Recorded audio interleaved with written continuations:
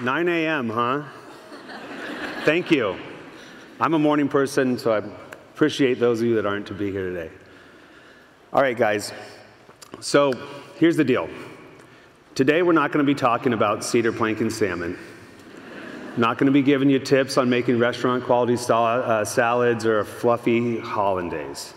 You're not getting the recipe for my foie gras profiteroles either, okay? I want to talk about the stuff that's not in the cookbooks. Quick question. Who out there has watched the show The Bear? Awesome. So what The Bear absolutely nails is the pressure cooker of stress, anxiety, tension, and frantic energy that goes into running a restaurant kitchen. In fact, The Bear nails this so head-on that after 2 separate attempts, I've made it through a sum total of 3 episodes. You see, I watch TV to escape my reality and not dive deeper into it. Now, today I'd like to share with you my journey from a line cook to a head chef and finally to a mentor.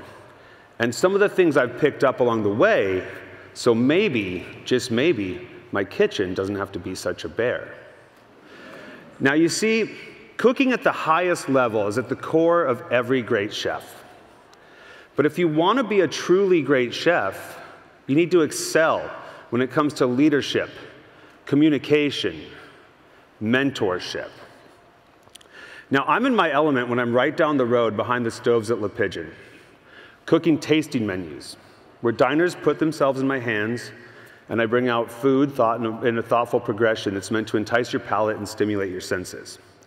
So why don't you put yourself in my hands, and today we'll have a tasting menu. But before I dig in, I'm going to need to set the table for you. I'm a culinary school dropout, okay? I was drawn into a life of cooking by Anthony Bourdain's Kitchen Confidential.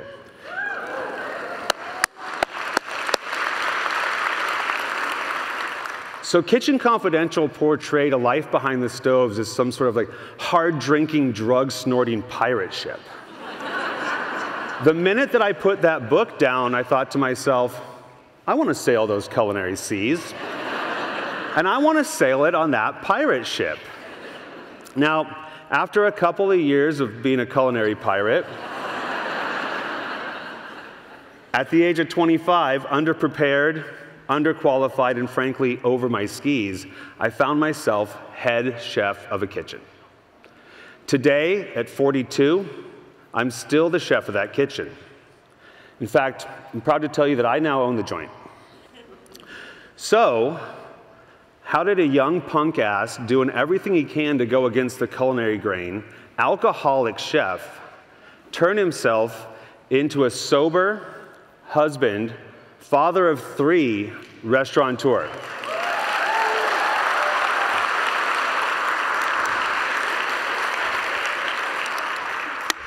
Well, I did it by cultivating a growth mindset. And that's the recipe that I want to share with you today. You see, somewhere out there, I believe that there is a version of ourselves that we have yet to meet. But if we keep showing up and keep putting in the work, then one day we'll be introduced to our best self.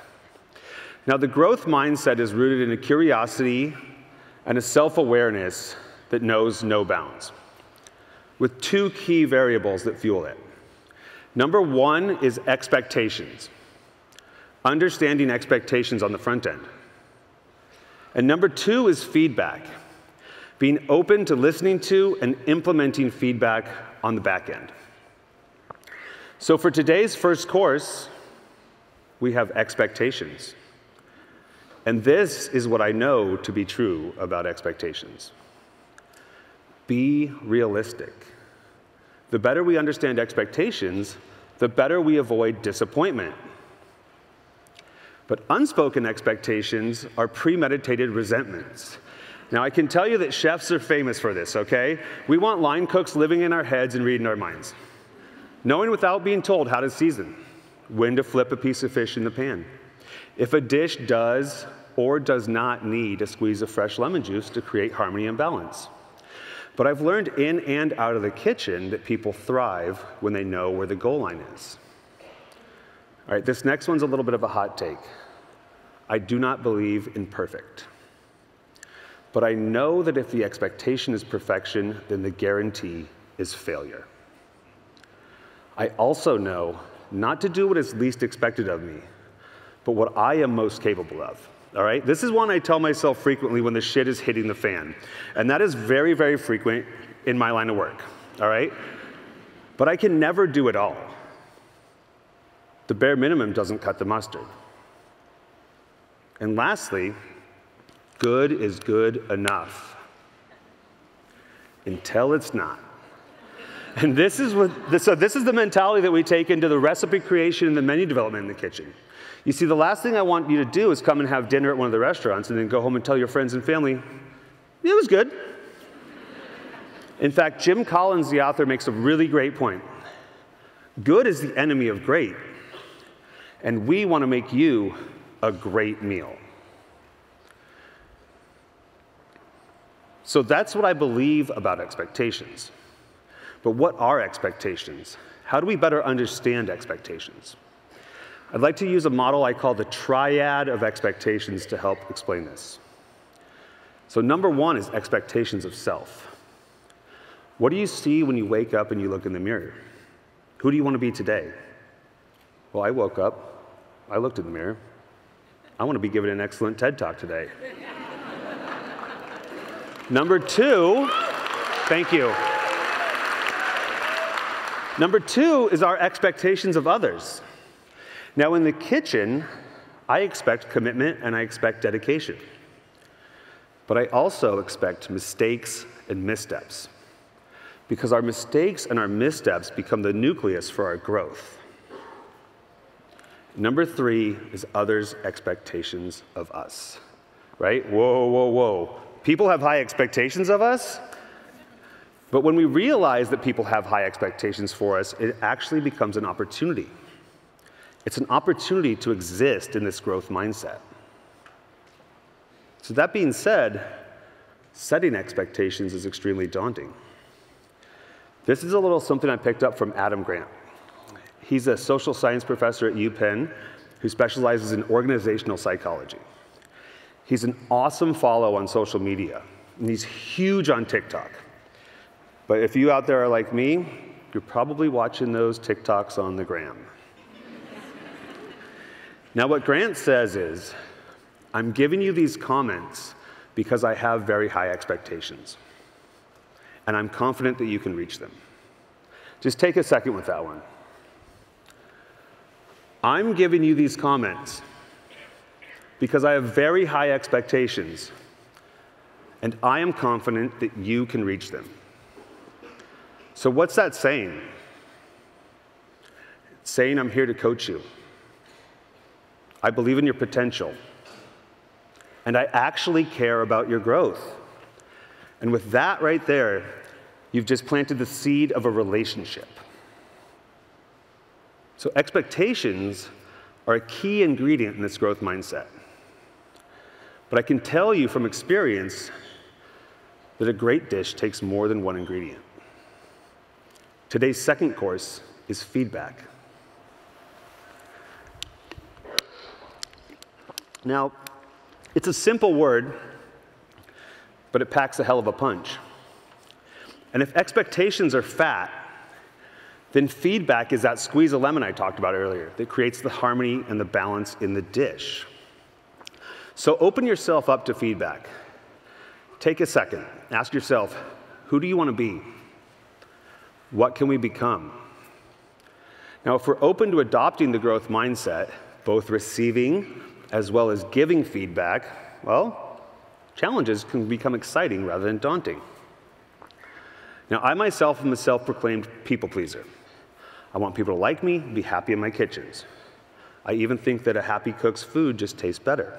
Because when our mind is free from the bear, we have room for innovation, technique, and precision. Now, I'll go so far as to say in the modern restaurant with their open kitchens, where cooks and diners occupy the same spaces, that a big smile will go just as far as the right amount of finishing salt. But that being said, withholding feedback to make someone feel good in the moment is a recipe for disaster. Both sides are going to feel worse down the road. Being kind and radically candid about how they can get better tomorrow, this is the pursuit. But it can be tricky and it takes nuance. But today's tough conversations will lead to tomorrow's successes. So in short, we must do our best to combine Northwest Nice and East Coast Direct. Right? Everybody in this audience has been at a four-way stop up there in Portland, Oregon, right? And you're like, no, you go. No, you go. No, it's your turn. Okay, I'm going to go. Wait, you were going? No one's going.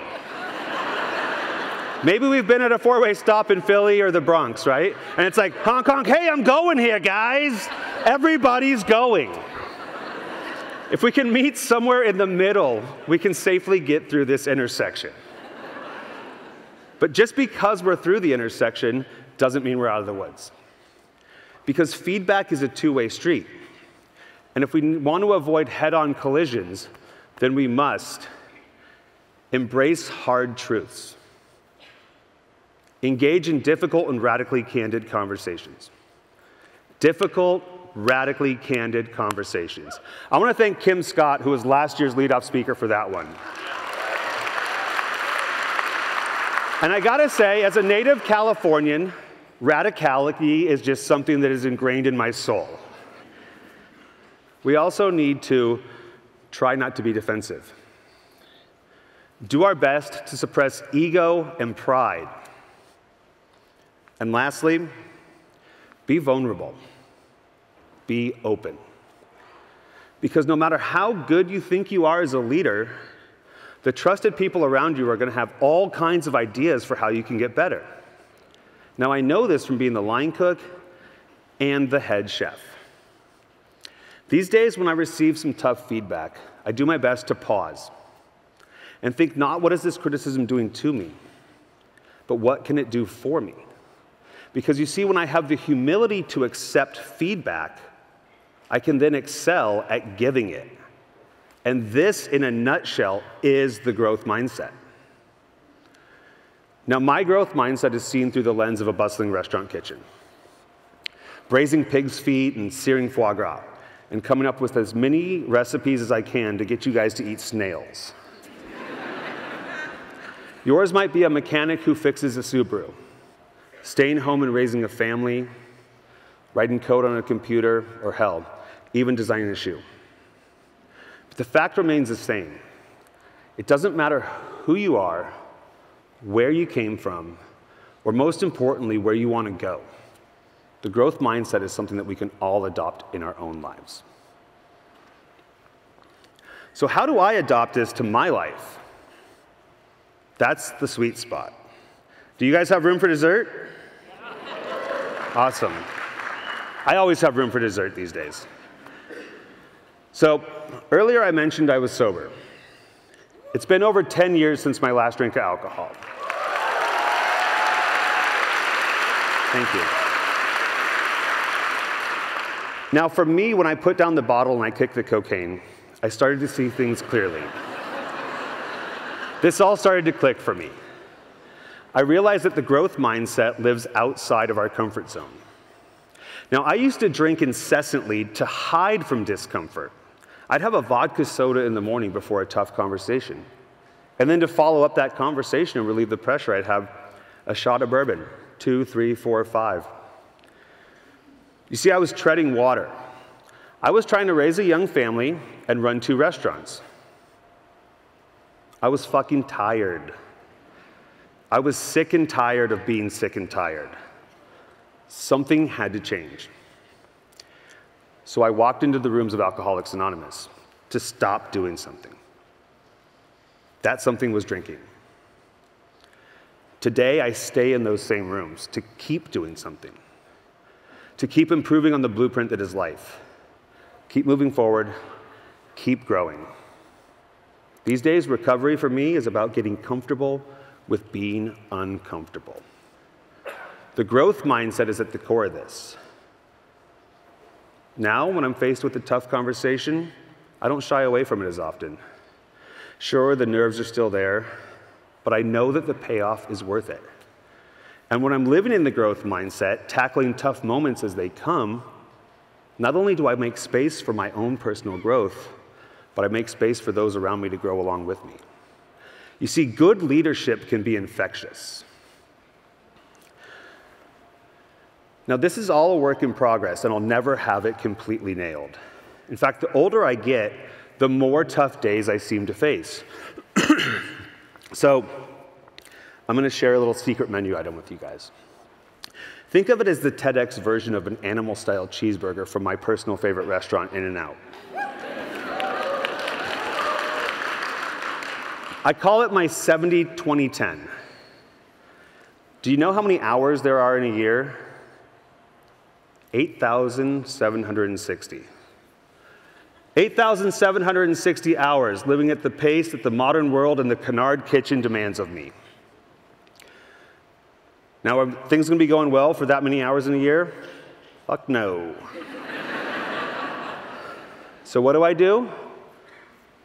I shoot for 70% of the time to have a big smile on my face, grabbing the bull by the horns and living the high life. See, I'm a glass half full kind of guy.